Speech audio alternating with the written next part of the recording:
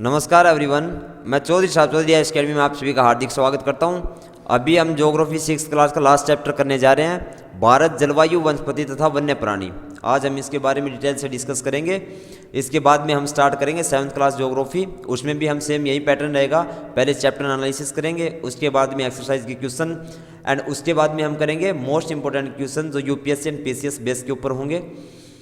तो चलिए हम स्टार्ट करते हैं। सबसे पहले दिन प्रतिदिन वायुमंडल में होने वाले परिवर्तन को हम क्या कहते हैं? मौसम कहते हैं। मौसम किसे कहा जाता है? दिन प्रतिदिन वायुमंडल में होने वाले परिवर्तन को। इसमें जो फैक्टर होते हैं, इसमें तापमान, वर्षा और सूर्य की किरणें, ये सभी किस में शामिल होते हैं? हमारे मौसम के अंदर। नेक्स्ट हम बात करेंगे ऋतुओं के बारे में। तो हमारे भारत में जो है परंपरागत रूप से 6 ऋतुओं मानी जाती हैं, लेकिन जो हमारा भारतीय मौसम विभाग अनुसंधान है वो 4 ऋतुओं का वर्णन करता है। अब उसके बारे में हम डिस्कस से डिटेल करेंगे यहाँ पे। तो सबसे पहले हमारी आती है शीत ऋतु। शीत ऋतु जो होती है कब आती है? दिसंबर से मार्च। जो हमारी शीत ऋतु अब होती है वो कब आती है? दिसंबर से मार्च में, जिसमें दिसंबर और जनवरी का जो महीना होता है हमारा सबसे ठंडे महीने होते हैं। और इस टाइम जो हमारे उत्तरी भारत का टेम्परेचर होता है वो कितना होता है? 10 से 14 डिग्री सेल्सियस होता है। इसके बाद में ग्रीष्म ऋतु। तो ग्रीष्म ऋतु जो हमारी होती है वो किस टाइम आती है? अप्रैल से जून के अंदर आती है। और इसमें जो मई का महीना जो होता है वो हमारा सबसे गर्म महीना माना जाता है। और इस टाइम जो टेम्परेचर हमारा रहता है वो कितना होता है? 32 से 40 डिग्री सेल्सियस। शीत ऋतु के अंदर 10 से 14 डिग्री सेल्सियस होता है और ग्रीष्म ऋतु के अंदर, ग्रीष्म ऋतु में हमारा होता है 32 से 40 डिग्री सेल्सियस। नेक्स्ट हम देखेंगे वर्षा ऋतु। वर्षा ऋतु के आने का समय कब होता है? जुलाई से सितंबर तक होता है, जिसमें सर्वाधिक जो वर्षा होती है वो कब होती है? हमारी अगस्त के महीने में होती है। और मानसून का आगमन और वापस लौटने का दोनों एक क्रमिक रूप में होते हैं और अलग अलग स्थानों पर इनका समय अलग अलग पाया जाता है। जैसे कि हम देखेंगे कि 1 जून को केरल तट पर मानसून के आगमन की तारीख होती है। इसके ठीक बाद यह पूर्वोत्तर भारत में पहुंचता है और पूर्व से पश्चिम तथा उत्तर से दक्षिण की ओर गतिशील होता है। इलाहाबाद में मानसून की पहुंचने की तारीख क्या होती है? 18 जून को माना जाता है कि 18 जून को इलाहाबाद के अंदर मानसून पहुंच जाती है। और दिल्ली में कब माना जाता है? दिल्ली में मानसून पहुंचने की जो तारीख है 29 जून को माना जाता है। इसके बाद हम डिस्कस करेंगे शरद ऋतु को।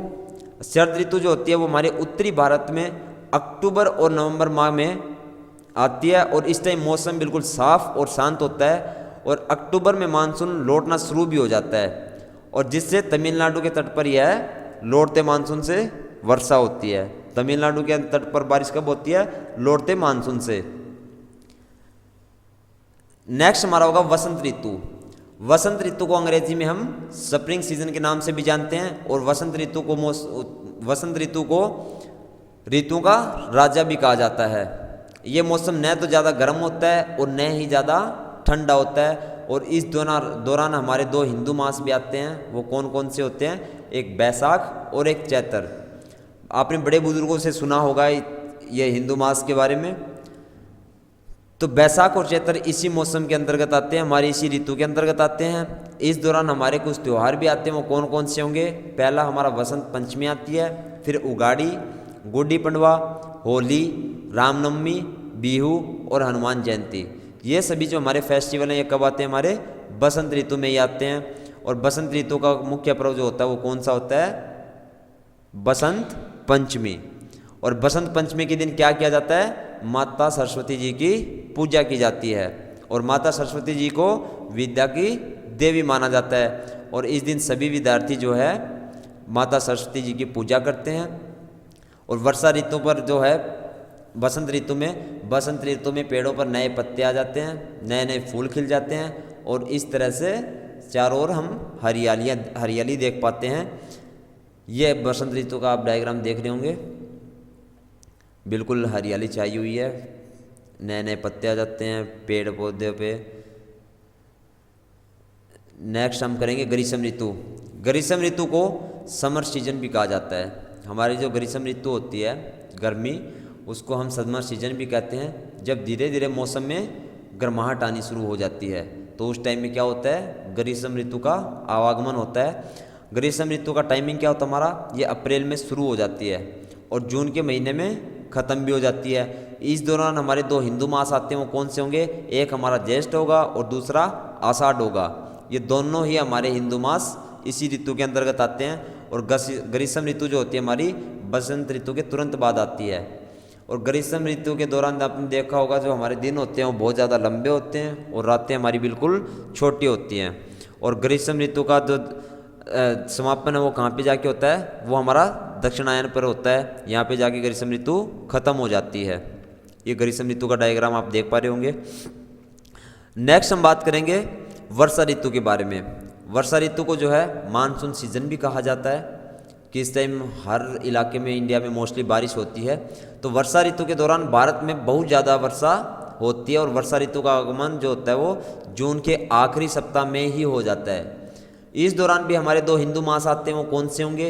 एक श्रवण और एक भाद्रपद। ये दोनों हमारे हिंदू मास इसी दौरान आते हैं। इस दौरान कुछ हमारे फेस्टिवल भी आते हैं, वो कौन से होंगे? रक्षाबंधन, कृष्ण जन्माष्टमी, गणेश चतुर्थी और ओणम। ये हमारे चारों फेस्टिवल जो है ये हमारे वर्षा ऋतु के दौरान ही आते हैं। नेक्स्ट हमारा होगा शरद ऋतु। शरद ऋतु को हम दूसरे किस नाम से जानते हैं? Autumn season. शरद ऋतु को हम ऑटम सीजन भी कहते हैं।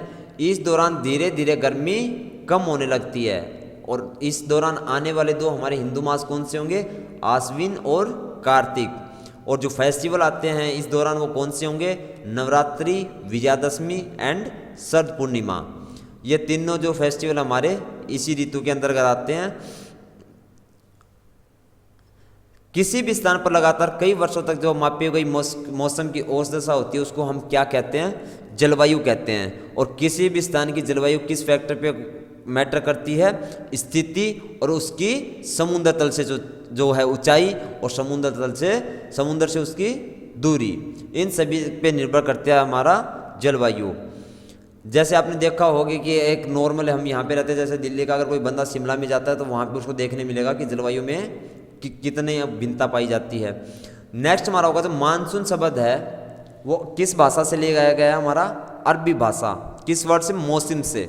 और इसका अर्थ क्या होता है? मौसम। और मौसम वायुमंडल में दिन प्रतिदिन होने वाले परिवर्तन और किसी स्थान पर अनेक वर्षों में मापी गई मौसम की औसत दशा को हम क्या कहते हैं? जलवायु कहते हैं। नेक्स्ट हमारा होगा शीत ऋतु के समय पवन स्थल भागों से लौटकर बंगाल की खाड़ी की ओर बहती है। जो हमारी शीत ऋतु होती है उस समय हमारी जो पवन है वो किस साइड? बंगाल की खाड़ी की ओर बहती है। और यह मानसून के लौटने का समय होता है। यह मानसून के लौटने का समय होता है और भारत के दक्षिणी भाग विशेषकर तमिलनाडु के क्षेत्र में लौटते मानसून की वजह से बारिश होती है। नेक्स्ट हमारा होगा भारत की जलवायु को मानसूनी जलवायु भी कहा जाता है। क्यों कहा जाता है? क्योंकि भारत की स्थिति उष्णकटिबंध में होने के कारण अधिकतर वर्षा मानसूनी पवनों से होती है। हमारे भारत के अंदर किन पवनों से बारिश होती है? तो मानसूनी पवनों से बारिश होती है। नेक्स्ट हमारा होगा किसी स्थान की जलवायु। जो हमारे किसी भी स्थान की जलवायु किस पर निर्भर करती है? वहाँ की ऊंचाई, समुद्र तल से दूरी, इन सभी फैक्टर्स पे जो है हमारी जलवायु निर्भर करती है। इसलिए हमें भारत की जलवायु में अलग अलग भिन्नता पाई जाती है। किसी क्षेत्र में कैसी जलवायु होगी, दूसरे क्षेत्र में जाएंगे तो कैसी जलवायु मिलेगी आपको। नेक्स्ट हमारा होगा कि विश्व में सबसे अधिक जो वर्षा होती है वो कहाँ पे होता है? हमारी मेघालय में स्थित मासिनराम में। अगर कोई पूछ ले आपसे कि विश्व में सबसे अधिक वर्षा कहाँ पे होती है तो मेघालय में स्थित मासिनराम में सबसे ज़्यादा बारिश होती है। नेक्स्ट हमारा होगा उष्णकटिबंधीय वर्षा वन। यहाँ पे हम डिस्कस करेंगे उष्णकटिबंधीय वर्षा वन। ये वन उन क्षेत्रों में पाए जाते हैं जहाँ पे सबसे ज़्यादा बारिश होती है। ये इतने ज़्यादा घने होते हैं कि सूर्य का जो प्रकाश होता है वो धरती तक नहीं पहुँच पाता है, क्योंकि पेड़ पौधे जो होते हैं आपस में ऊपर से मिले हुए होते हैं, वो सूर्य के प्रकाश को धरती तक पहुँचने ही नहीं देते। ये वन वर्षा के अलग अलग समय पर अपनी पत्तियाँ गिराते हैं, फलते हुए हमेशा हरे भरे दिखाई देते हैं। ये जो वन है वो हमेशा हरे भरे दिखाई देते हैं, इसलिए इन्हें हम सदाबहार वन भी कहा जाता है। भारत में ये कहाँ पे पाए जाते हैं? तो भारत में ये अंडमान निकोबार द्वीप समूह, उत्तरी पूर्वी राज्यों के कुछ भागों तथा पश्चिमी घाट की संकरी पट्टी में पाए जाते हैं। कहाँ पे पाए जाते हैं? अंडमान निकोबार द्वीप समूह, उत्तरी पूर्वी राज्यों के कुछ भागों तथा पश्चिम घाट की संकरी पट्टी में पाए जाते हैं।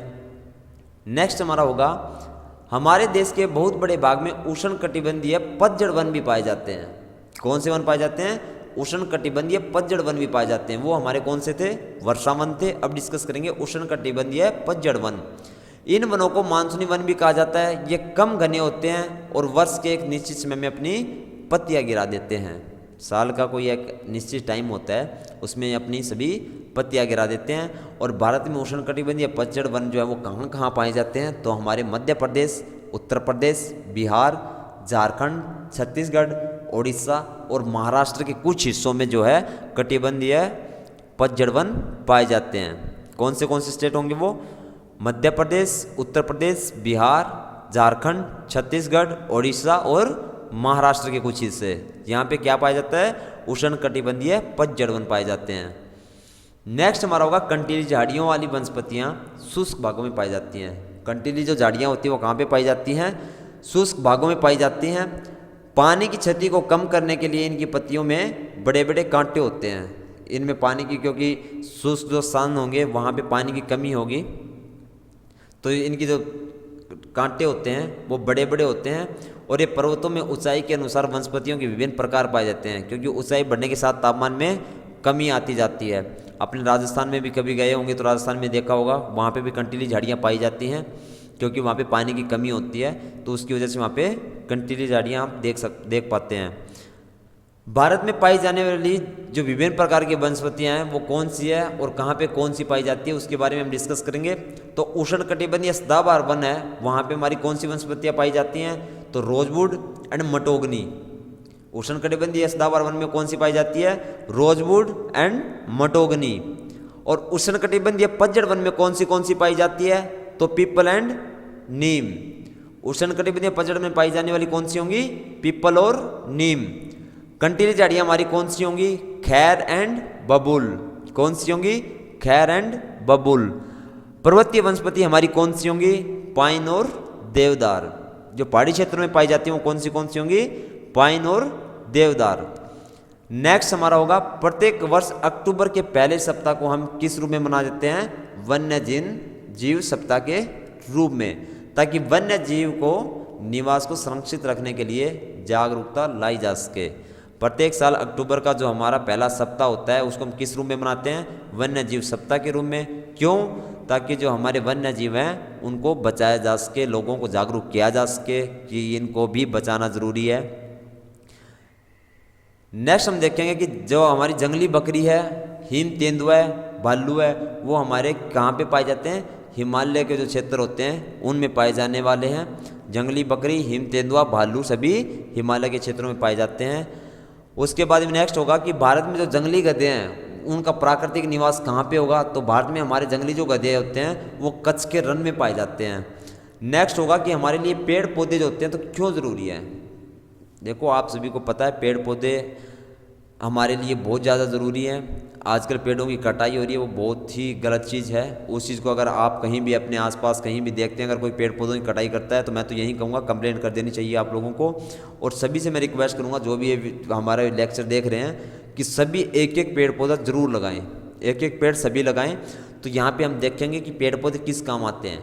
पेड़ पौधे कार्बन डाइऑक्साइड ग्रहण करते हैं और ऑक्सीजन छोड़ते हैं। जो हमारे पेड़ पौधे हैं जो हम गैस छोड़ते हैं, कार्बन डाइऑक्साइड जो होती है हमारे इन्वायरमेंट में, उसको तो ये ग्रहण कर लेते हैं और उसके बदले में क्या देते हैं? हमें ऑक्सीजन देते हैं, जिससे हम सांस लेते हैं। पेड़ पौधों की जड़ें जो होती है वो हमारी मिट्टी को भी बांध के रखती है, जिससे मिट्टी अपरदन रुकता है। क्या होता है? मिट्टी जब आपने देखा होगा जब बारिश आती है तो जहाँ पे पेड़ पौधे नहीं होते तो मिट्टी कट के उसके साथ बहना शुरू कर देती है, लेकिन हमारे अगर पेड़ पौधे होंगे तो वो मिट्टी कट कर उसके साथ नहीं बहेगी। तो ज़्यादा से ज़्यादा पेड़ पौधे लगाने चाहिए। वनों से हमें घरेलू इस्तेमाल के लिए भी बहुत सारी चीज़ें मिलती है। ईंधन के लिए लकड़ी मिल जाती है, साथ ही पशुओं के लिए चारे मिलते हैं, जड़ी बूटियाँ भी हमें मिलती हैं, शहद भी मिलता है, गोंद भी मिलता है, लाख, कत्था, ये सब जो होता है हमें वनों से ही मिलता है। इस तरह हमारे लिए वन बहुत ज़्यादा इम्पोर्टेंट है। तो सभी पढ़ लें कि एक एक पेड़ पौधा ज़रूर लगाएं। और अगर कहीं भी पेड़ों की कटाई को आप देखते हैं तो उसके लिए मैं सीधा आपसे कुछ नहीं बनता है तो आप कंप्लेंट डाल दें कि यहाँ पे पेड़ों की कटाई हो रही है। गवर्नमेंट अपने आप देख लेगी। अपने आसपास के एरिया में पेड़ पौधे हरियाली अगर होगी तो आपकी भी उतनी ही समझ साफ रह पाएंगे, एक अच्छी हवा में आप सांस ले पाएंगे। Thanks for watching. Do not forget click the subscribe button and hit the bell icon for latest updates. Like, comment and share. See you next time. Bye bye.